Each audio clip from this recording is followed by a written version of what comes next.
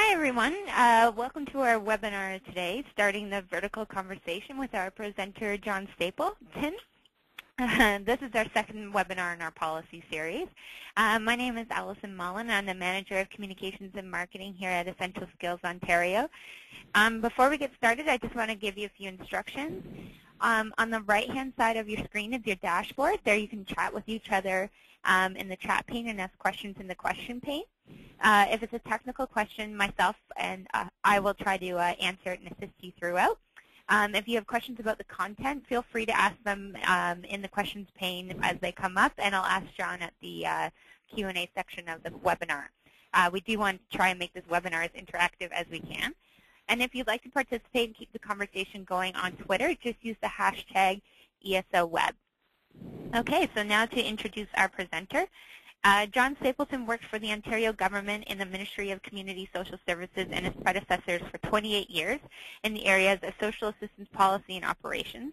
During his career, John was a senior policy advisor to the Social Assistance Review Committee and the Minister's Advisory Group on new legislation. His more recent government work concerned the implementation of the National Child Benefit. He is a commissioner with the Ontario Soldiers Aid Commission and then is a volunteer with St. Christopher House and Wood Green Community Services of Toronto. John was research director for the Task Force on Modernizing Income Security for Working Age Adults in Toronto and was the co-chair of the working group associated with this project. He is undertaking an innovation fellowship with the Metcalf Foundation currently, and he teaches public policy and is a member of the 25 and 5. So I'd like, from there, I'd like to pass it on to John. Thanks very much, and Allison, and really this is one of a very linear message that I have today, and the message really is that it's very, very important to talk to people who are in your vertical space.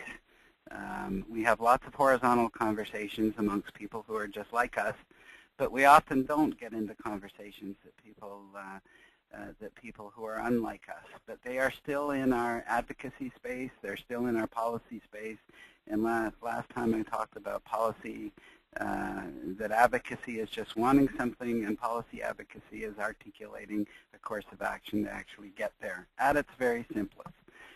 So, what we're going to do today is talk about what a vertical conversation is, what it is not, what a horizontal conversation is, and why we have so many horizontal conversations but really need to have more vertical ones, and also to talk about how we can be more effective in terms of our, not just our advocacy role, but our policy roles with government, with civil society, and with other institutions. So let's start out with a cartoon. Here's a fellow at a street corner saying he's still waiting for change. And you can see that the double entendre that's there. So what is a vertical conversation?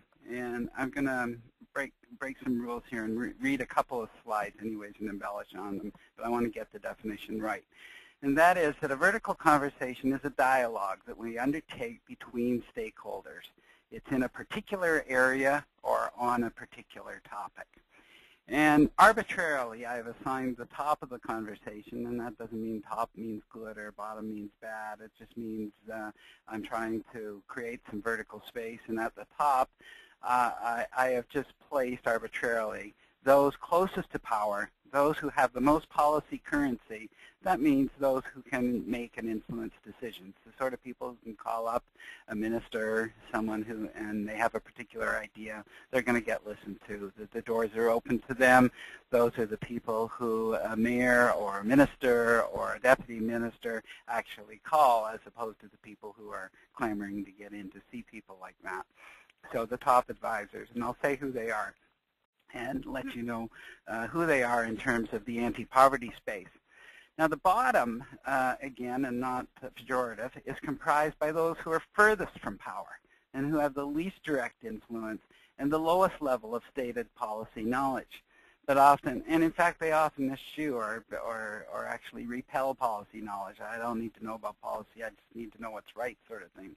But often they're the most passionate, they have the most passionate, they display moral outrage, they have the greatest amount of stamina, and they have the greatest political distance from those in power. And you can think of, I mean, the example that I'm going to use in terms of the extreme of that for the anti-poverty movement would be the Ontario Coalition Against Poverty.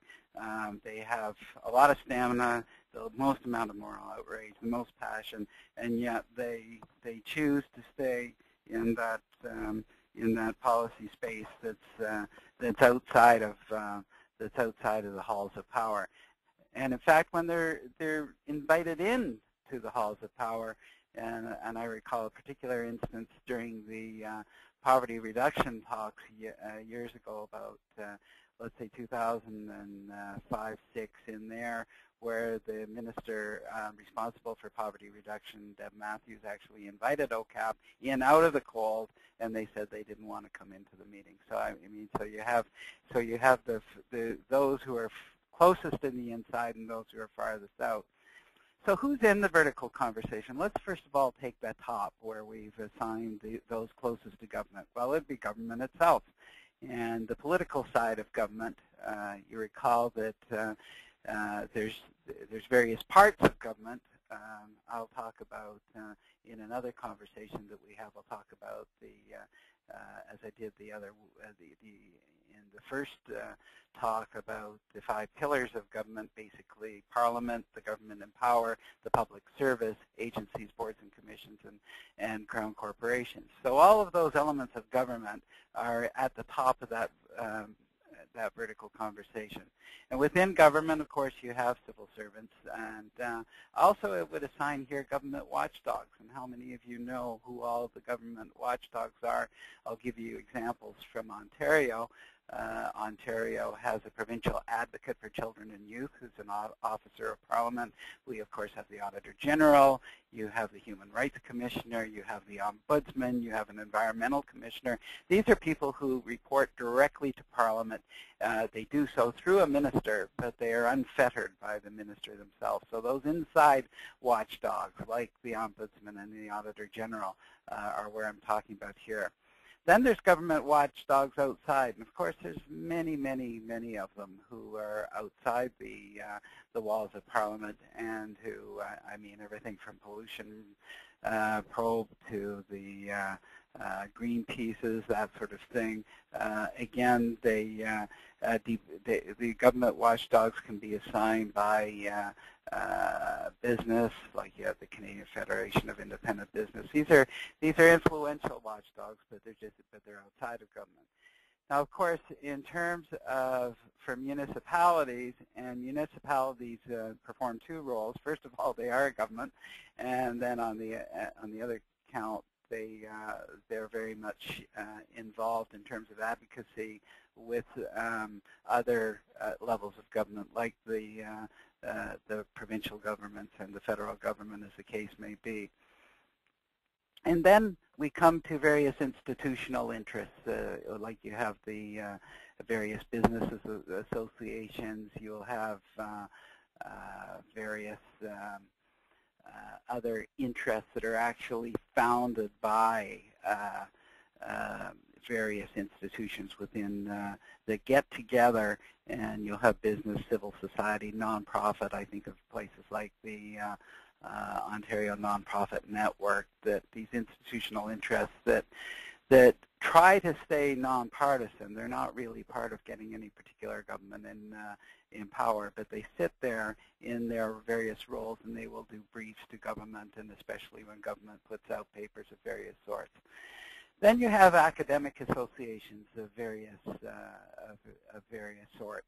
And I distinguish here between academic associations that are doing CURAs and SHRCs, like Canadian University Research Alliances, the CURA and the Social Science and Humanities Research Councils, that we commonly put a vowel in there and call it SHRC.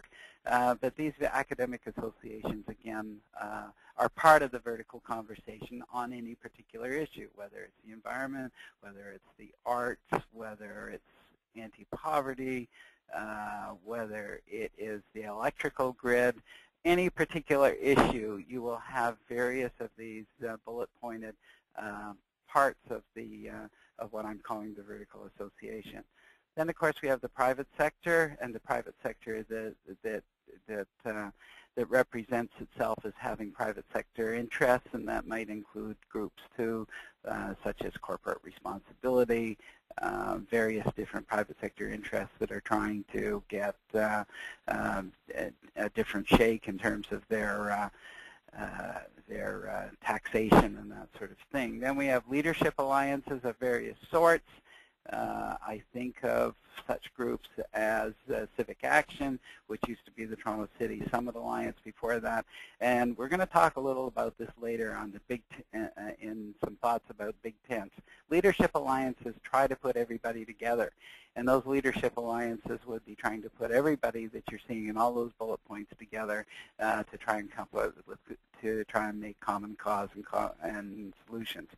Think tanks, we have various sorts. Universities, governments spin them off. We have in Toronto, for example, we have the Mowat Center. We have the Caledon Institute in Ottawa. We have the Fraser Institute on the right. We have a number on the left, such as the Canadian Centre for Policy Alternatives.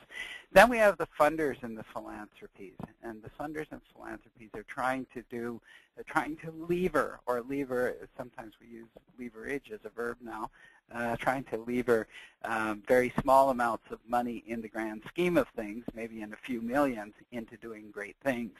And we have funders like the Maitrey Foundation in Toronto. We also have Metcalf, the Atkinson Charitable Foundation, Laidlaw, the Toronto Community Foundation, all that are very active in the public space, in the social, economic, food, security, etc. Then we have agencies of various sorts, and those agencies can be associated with government in some instances. They can be advocacy agencies that are aligned with government and funded by them, or are usually those that find themselves in the nonprofit sector. Then we get into the whole issue of activists. So people who, and this is where we will see in a couple of minutes that they're endorsement seeking. So everything so far, they tend not to write postcards and letters to government and talk about how they've taken a position on something and now are trying to get endorsement for it.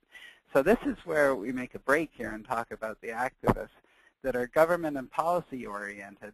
And those are people who are generally trying to articulate a course of action. They're trying to be policy activists.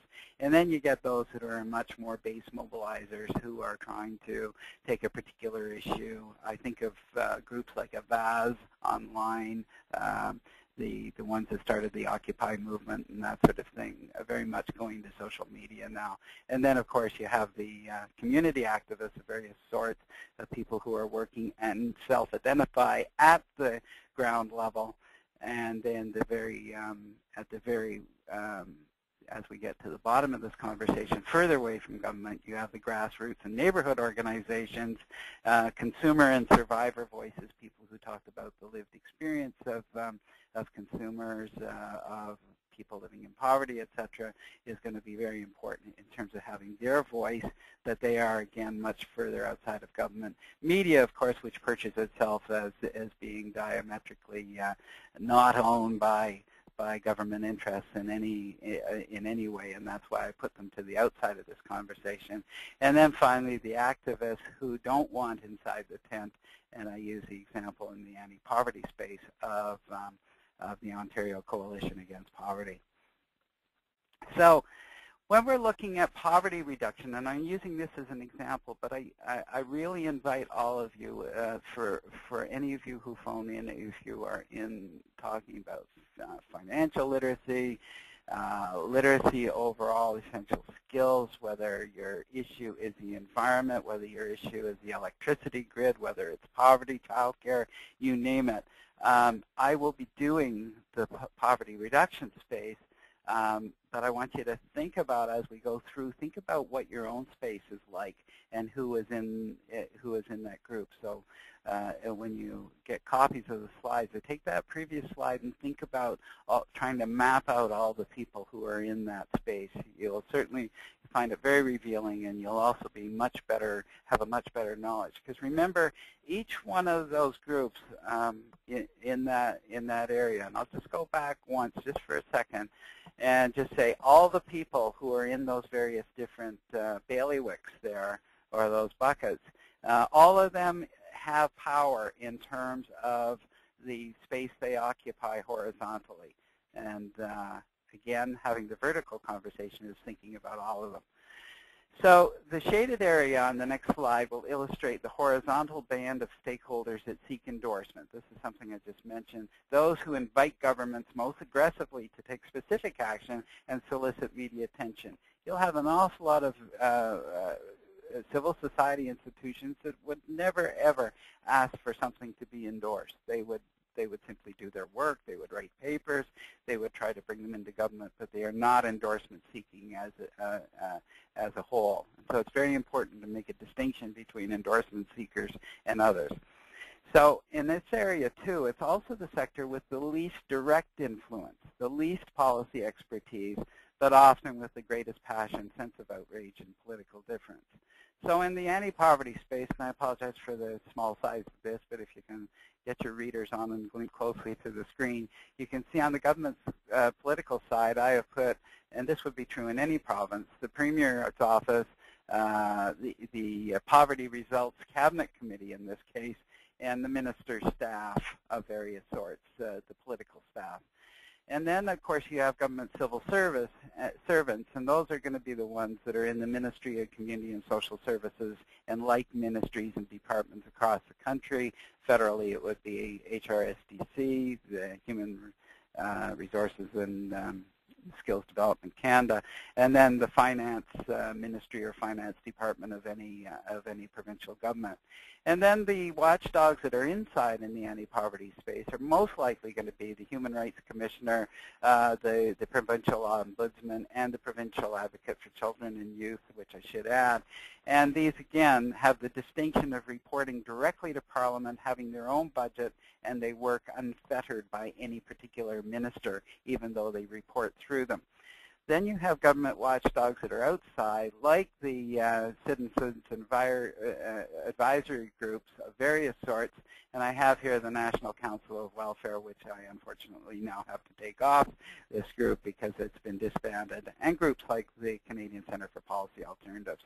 For municipality, of course, you should really make a note of whatever your issue happens to be.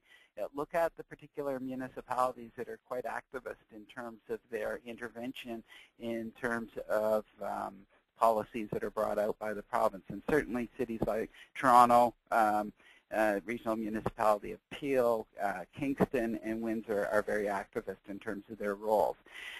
Municipal associations in Ontario, there are two. There's the Association of Municipalities of Ontario, and you have the Ontario Municipal Social Services Association. These are the two. One is political, one is professional. AMO is political, OMS is professional, who act in the anti-poverty space. Institutional interests, I've got here as the Ontario Medical Association and others like the Registered Nurses Association. Academic associations would include groups like the Frontier College, the Teachers Unions and Associations, Queen's Policy Studies is very influential. Private sector, a very good example is TD Economics, and I take that group out of the banking sector because it is one of the few economics departments that is not a profit center for the bank itself, and its whole purpose is to come out with papers of various sorts of interest to civil society. Leadership alliances, the Toronto City Summit Alliance has now been renamed Civic Action, and something that we worked on as a Big Tent proposition was the Modernizing Income Security for Working Age Adults that came out with a report a few years ago. Think tanks include CD Howe, Caledon, Funders and philanthropies include Metcalf and the Atkinson Charitable Foundation. And then we have the pinked in part here, or the shaded parts, where these are activist associations which will be looking for your endorsement. And that would include food banks, nonprofit charitables, settlement houses, anything with a saint on the front of it, like St. Stephen, St. Christopher House, etc. Activist, government policy-oriented would be 25 and 5, Anti-Poverty Movement, the Workers' Action Center. Base mobilizers would be the groups like the Recession Relief Coalition and the SPNO. Community would be included. It would include the Community Social Planning Council of Toronto, the Income Security Advocacy Center, various Scarborough groups. Then we've got to get grassroots. We get down to St. Jamestown, Crescent Town, which are subsidized large subsidized housing. Consumer and survivor voices, largely represented by Voices from the Street and Working for Change. The media, clearly the paper that is most interested in poverty is the Toronto Star. And then finally, activists would outside, which are not endorsement seeking per se. They don't send around cards for you to endorse in most instances, although they do get into it in a small way, but are generally outside the conversation, would be a group like OCAP. So how are we doing for time? So there's a pecking order around here, you know.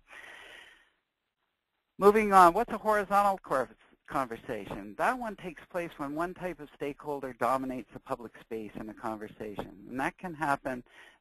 You'll get one endorsement seeker who is very clever and has one set of solutions that are routinely sought from other stakeholders, but not the other way around. Think tanks don't ask for endorsement from activists. Activists look for endorsements all over the vertical conversation.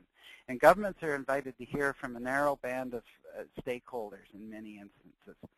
Media generally covers the fault line between government and the most vocal and most articulate stakeholders. And that means that a lot of that vertical conversation doesn't get heard. But if you have a very clever activist, they can be always in that space. And again, I'm advocating something different, so I'll get to that in a moment.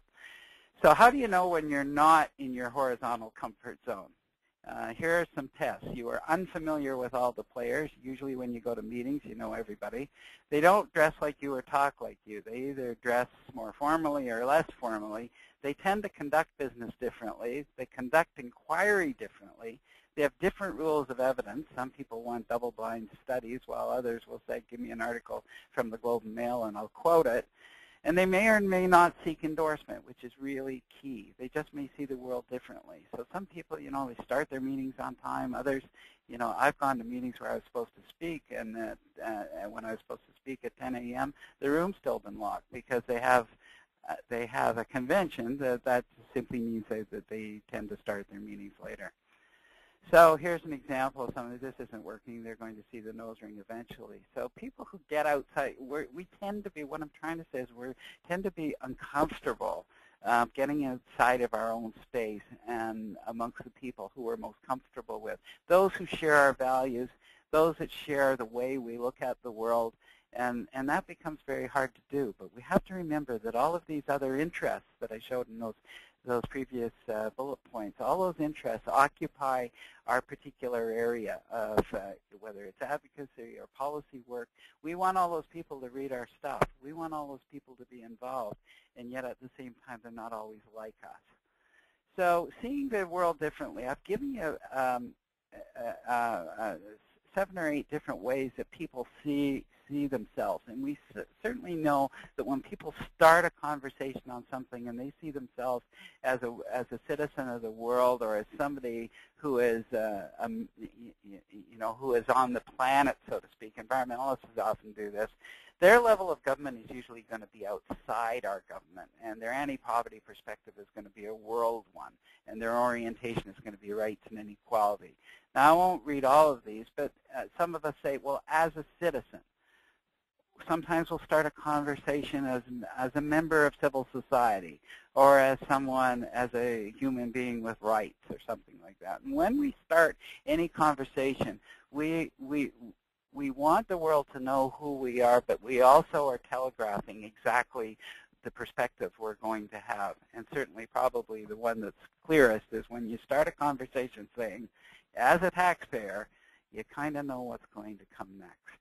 And so usually talking about multiple levels of government, looking at programs and labor force and funding, and usually their orientation is towards government, and they're usually talking about having more respect for the taxpayer's dollar.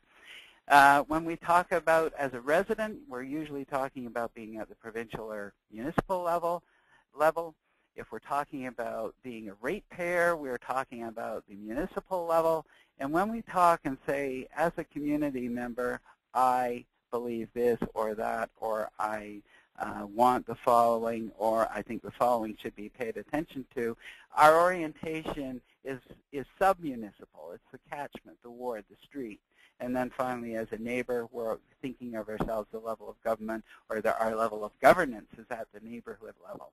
And our anti-poverty perspective, again, is community infrastructure, community. So again, we all have various different orientations towards our space. I've tried to do this one for anti-poverty, but any of you who are interested in multiple areas or other areas can think about what you would put in terms of these various roles. So who has good vertical conversations? And I'm about to say that the anti-poverty movement has a less than optimum vertical conversation. And what I mean by that is cohesive, respectful, consensus building, respected by government, reliable, and forceful. In other words, they're able to come together in a big tent and really talk things up. They have wide consensus, the best vertical conversations. They have wide consensus within their groups. And I would say that just looking out over the landscape, from what I've seen, is that those people who are in the arts, those who are in the environmental movement, and those who are in recreational movements, they all tend to know each other.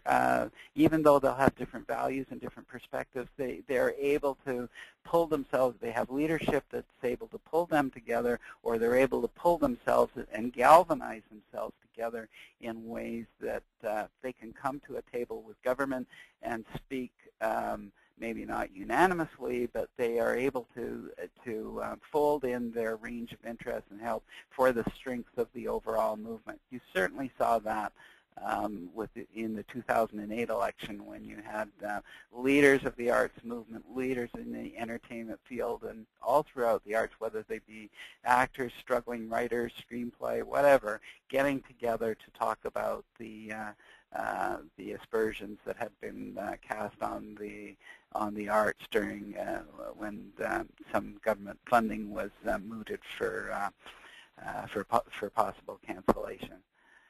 So who has challenges to their vertical conversations? I would say that housing as a group has challenges, and I'd also say childcare people have challenges in involving all the stakeholders from time to time.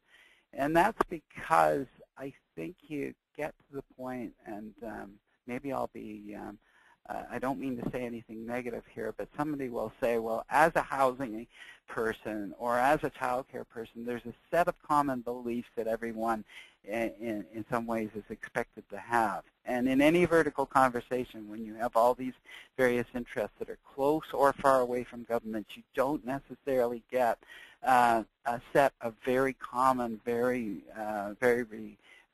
restricted set of values that you must or that you're encouraged to hold if you're going to be a housing person or a child care person.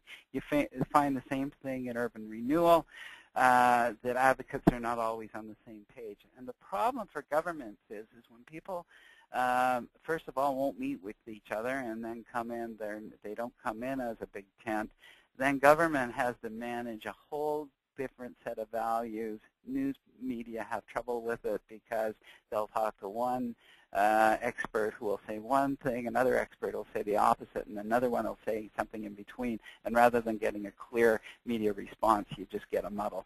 And of course, that has happened in the poverty reduction space, because poverty reduction interests do have difficult challenges by having a series of narrow horizontal conversations among themselves, but not necessarily between stakeholders. Certainly I've been involved in certain parts of the anti-poverty space where you tend to talk to people who have a particular slice of a particular orientation towards government, whereas others will have a different one, and we're not necessarily sitting with all the stakeholders around the table. So here's an example of a vertical conversation. I'll leave that with you. So the big tent dilemma, you often get these processes. As I said, I was involved, and as Alison said, I was involved in this process with the Toronto City Summit Alliance back in 2005-06, where a fellow who has now passed away, David Picot in Toronto, tried to bring together a big tent process where you had everybody who was involved in the anti-poverty space, whether they were government, whether they were an officer of parliament, whether they were a business person, nonprofit, religious, you name it, trying to bring them all into the same room along with people who have lived experience of poverty. And it's very, very unwieldy. So these attempts to galvanize are a good thing because you try to bring everybody together. But members soon stumble on the array of competing, sometimes hostile, and at times, and I'm reading this here, at times mutually exclusive perspectives on the issue. These schools of thought are in the same basic space, but it becomes apparent that people often not know each other, and they're often meeting for the first time. I just couldn't believe getting in the in a big a big room where everybody was invited, and what do you have? People who are actually well known within the anti-poverty space, and they're meeting and shaking hands for the first time. That really tells you something. That sort of thing shouldn't happen. If you're trying to do good work with government and good work with civil society and business, you should all know each other. And often you'd get people talking past each other as they do not share perspectives, the language that they use to describe things, their viewpoints, their research standards, and even such things as dress, meeting times, and meeting protocols can be. I mean, I'll give you one anecdote that we came in first with a group of these disparate people with a slideshow, and we had an argument over whether you ought to have a slideshow. One group said, well, how can you have a slideshow if we're meeting for the first time? And then you had a whole bunch of business people that said, if we don't have a slideshow, I'm walking. So you just you need to have a set of protocols to even come into the room, and that often happens when the big tent tries to bring you together and tries to galvanize you, but at the same time you have no experience of being in that vertical space. So these meetings can be extraordinarily difficult to convene in meaningful ways. And although those issues can be troubling, the real issue is that there's no common big tent perspective that can unite the varying perspectives, their metrics, their conclusions, and their approaches. Each perspective has a piece of the puzzle and a piece of the answer, but people approach conversations by saying, well, you know, the 400-pound gorilla in the room or the 800-pound elephant or whatever pound and whatever the animal is, they'll say that their particular issue is the gorilla in the room. So it's very hard to start the big tent paradigm that respects various perspectives in a space without creating a room full of 400-pound gorillas, and I leave it to your imagination what a room full of 400-pound gorillas would actually do. So why would you have a vertical conversation required in the poverty reduction area, or indeed in any area? And the first is to have more influence on government. That's just a given. If you can all come together at the same table, government pays attention. And business does. The private sector and the nonprofit space also does. To increase your policy currency, does everybody know what everybody else in the room knows? Often not.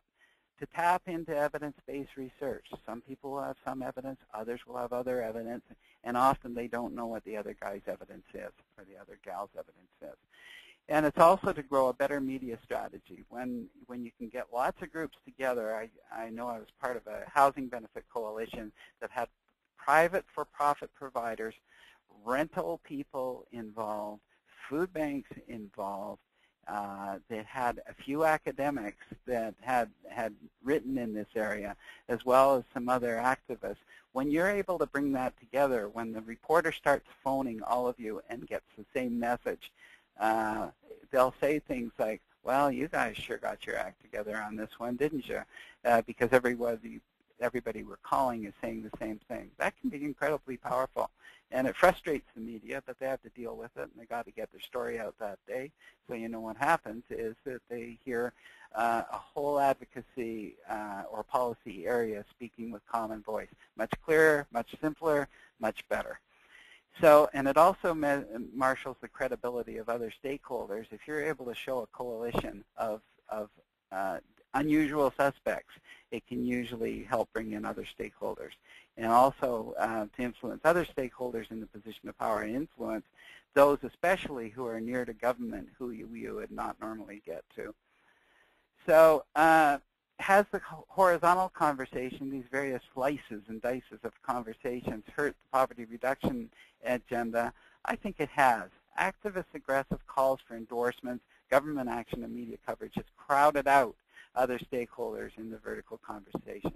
So if you go in and you're an aggressive advocate and you claim the space, you often will get those endorsements, and then those endorsements become the policy position of other groups, and that to me is a real weakness. If you have groups that do particular sort of work, then that work should also be seeing the light of day. But often a board of directors will take the easy way out and cede.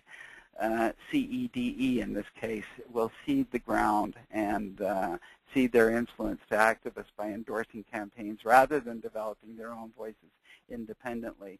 I listened to Ed Clark the other week, the head of the Toronto-Dominion Bank, saying that ideology was the lazy person's way out. And in many cases, ceding your space to endorsing campaigns and ceding it to others can be a sign of weakness. So can poverty stakeholders work differently? We can acknowledge the importance of a vertical conversation to strengthen and inform advocacy, and also to strengthen and inform not just advocacy, but also policy development work and implementation strategies. And to convene a vertical conversation for the Ontario government announced, especially in the social assistance review, could start thinking about a citizen-centered approach to social policy. And of course, they said in their original poverty reduction strategy back in 2008 that they were going to create a new social policy institute. They haven't done it, but I always leave it in these slides so that so it's ever much a reminder to us. But if it did, they could probably convene that whole vertical conversation and bring people together. So in the anti-poverty space, we could also develop non-traditional solutions to recurring problems, such as issues related to social assistance caseload growth during recessions, which governments are now saying they are having problems with in terms of funding, the inadequacy of benefits, which is a huge 19-year-long erosion of benefits, stigma, the difficulties of getting out of social assistance, program complexity, and very low asset levels. All of these are issues that this area faces, but there's various people within these various horizontal conversations that don't really talk to each other, but we could share knowledge and expertise and set out implementable steps for government action. So really, collaboration is the key. We have to get out of our comfortable horizontal space, which activists in horizontal conversation could be asked or convene themselves by perhaps reducing their endorsement activity, sending the postcards and that sort of thing. It has its place. It has its role. I'm certainly not here saying that one ought not to do that, but at the same time, there's a richer type of conversation, I think, that could take place in this area. And for all of you who have your own areas, other than poverty reduction, if it's housing, if it's the arts, if it's the environment, if it's any other one, I think all of these things, all of these various pieces of advice can be used in parallel. I've just used poverty reduction as the example. So other vertical stakeholders could be asked to work more diligently to offer solutions based on their expertise, and maybe in a more prominent and collaborative way, that those who are completely dedicated to scholarship at various different institutes of various sorts in the CURAs and SHRCs could be more, could get into a bit more outreach, I think, without endangering the grants that they have. I know that they're constrained in many ways, but they certainly could be more public in terms of the work that they do. And in terms of what a vertical conversation experiment would look like, would be to ask governments to provide an audience to a convened group of poverty reduction stakeholders across sectors. And they could do that now, especially that the Brighter Prospects, the Lankin and Sheik Commission is now in. And they could convene and invite vertical stakeholder groups across the sectors, stage a facilitated conversation to mine the benefits of collaboration, and ask for a commitment to collaboration. You know, we talk about it a lot, but I don't see many groups, including government, or governments even asking other people who have convening skills and have convening space to actually to get out there and convene people. Often governments don't do it well, but they can certainly ask people who are part of that vertical conversation to convene that sort of conversation over an ongoing basis, in an ongoing basis. And certainly now, when government is more in disarray than at other times, and the fact that we're going to have an unelected premier and possibly an election, at least in Ontario, these are times when we can start to look towards greater currency for policy development. So we could develop new solutions, go back to government, engage in new collaborative conversation with government as a potential partner in these conversations, and move forward. Now, I think I have taken up most of your time.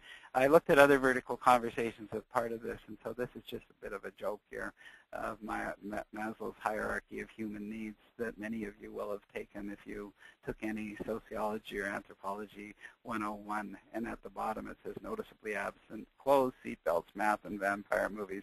So that was a bit of a joke. Anyways, this is the contact information for me and for Essential Skills, and I guess it's now turn it back over to Allison. Hi, everyone. Thanks so much, John.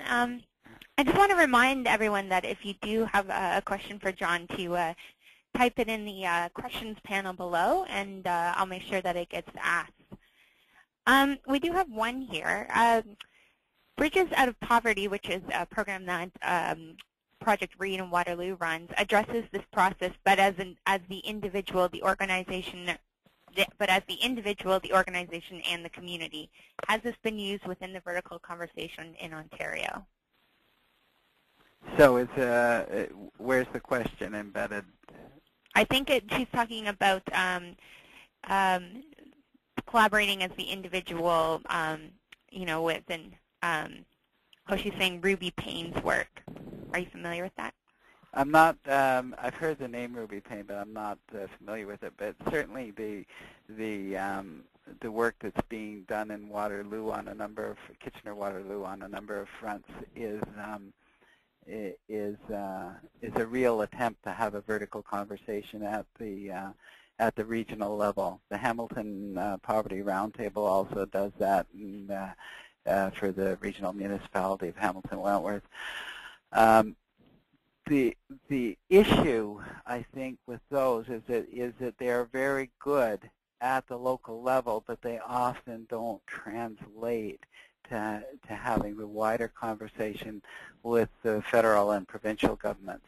As you may know, the federal government owns, controls, or operates 80% of our social security and income security programs in Canada and in Ontario, and the provincial government owns or operates and spends at about 18 or 19% of the total, and the municipal share of the whole pie is between 1 and 2%. So I've always found it ironic that some of the best vertical conversations relate to a level that doesn't have all that much stake in the game. And so I guess part of my answer to groups like the Hamilton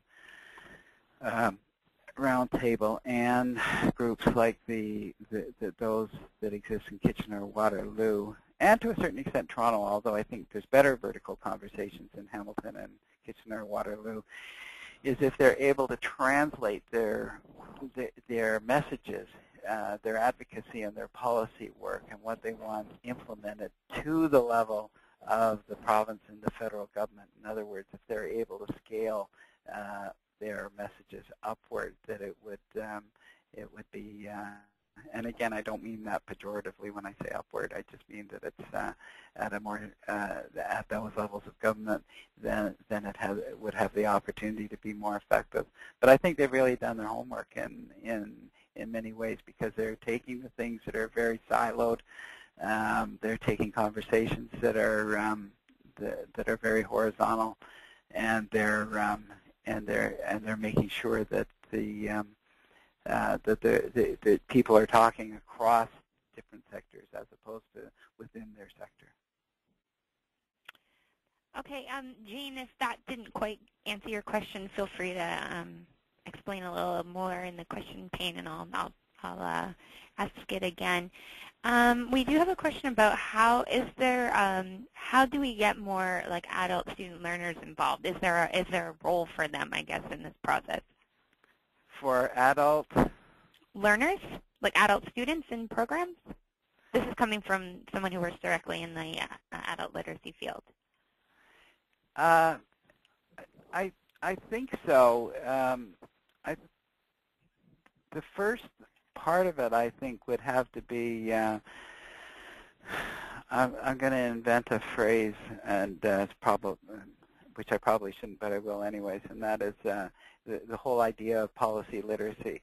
And I know that the various literacies have been overused, and financial literacy is certainly one of the big ones. But I find that the schools, formal education, whether you take political science, whether you take history, whether you take public administration, business administration, it just doesn't seem to get at the suite of topics and the suite of discussions that one needs to have in order to attain policy literacy. So I think there's a huge role for adult learners on that side of it, but I think it's really, as opposed to the demand side, I think an awful lot of work has to be done on the supply side to have policy courses and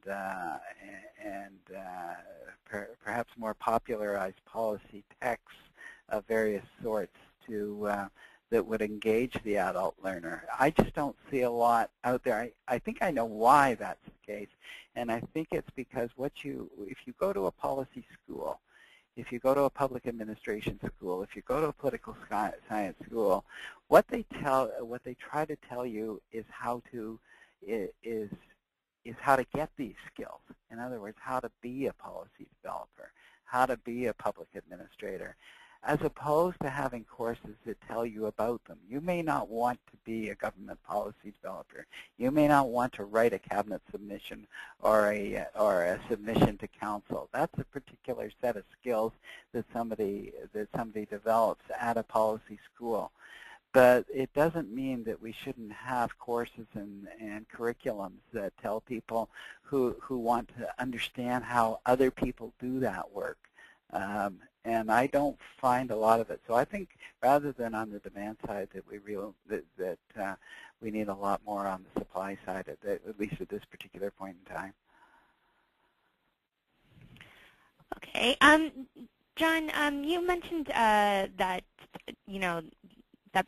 organizations need to start focusing more a little bit on evidence-based research and finding different ways to do the vertical conversation, but it can be difficult for government-funded organizations. Do you have ways, ideas around how organizations, such as Essential Skills Ontario, could get their word out around these evidence-based solutions without, causing a ruckus and you mean because jeopardizing their funding, I guess?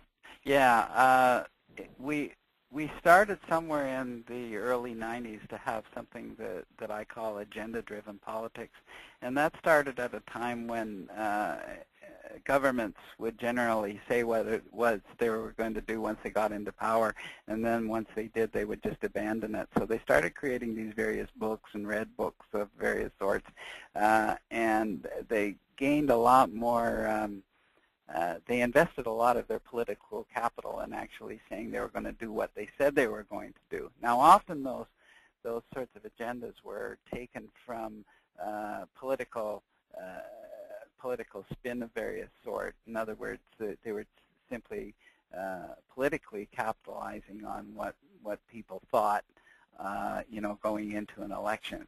And so it's very difficult to then say to government, well, gee, here's what you campaigned on, but we have good evidence from literature, from studies, and that sort of thing that says that really that you would be best off taking a different course. I think that if there was a way for, whether it's Essential Skills or any other institution, to start having a wider conversation with the public. In other words, rather than aiming their work at politicians, to actually have it come out in a plain language and in a friendly way to the public itself, showing what that good evidence is, and framing it in a way that it can become the conventional wisdom. In other words, take the evidence and turn it into something that is going to meet the ideas of it being comfortable, being simple, having an understandable frame, and framed in a way that could give a member of the public some self-esteem coming out of what that evidence is actually showing. I think if that kind of work was done, then we'd have an awful lot better opportunity to have that evidence actually work and form the basis of policy. Right now, instead of having evidence-based decision-making, we have something that I like to call decision-based evidence-making, where we go out and make decisions and then go out and gather all the evidence that would take a particular position and show that to be the best way to go. So I think if you make a good case to the public through the evidence, I think that will gain you traction. That's the shorter way of answering that question. Okay, I have another question here. You spoke about how people often don't understand each other, dress, protocols, etc. What are some successful ways you've seen to break down these barriers? I think a really successful way to do that is to work with people before. This is one thing that we really found in our when we did this modernizing income security for working age adults and had a big tent process where we brought everybody in the vertical space. We literally brought them in, but we brought them into a big meeting that had a particular protocol for the way it worked. In other words, we started out with various slideshows and had, often you'll have a meeting where you have breakout groups and that sort of thing. But I think what we said to each other after the process was over and what could have we done better, and we thought we could have done an awful lot more pre-work with the various different horizontal groups. Like, people self-organize themselves into groups in the first instance. And I think if you really make an effort to actually do a bit of shuttle diplomacy and saying, we're going to bring you together with somebody who in the community you have a history of not meeting with.